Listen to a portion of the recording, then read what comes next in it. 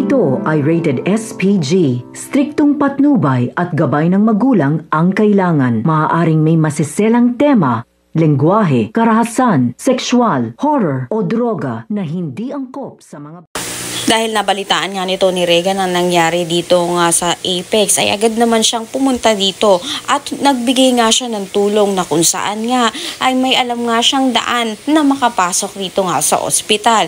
Dito nga ay nagulantang nga ang mga tauhan nga nito ni Moira na kung saan nga ay pinasok na nga raw sila at ayon nga rito kay Moira ay kinakailangan na nga raw nilang makatakas at dahil dito sa pagtakas nga nila ay ito nga mga kapulisan ay nadakip na ang ilang mga tauhan nga nito.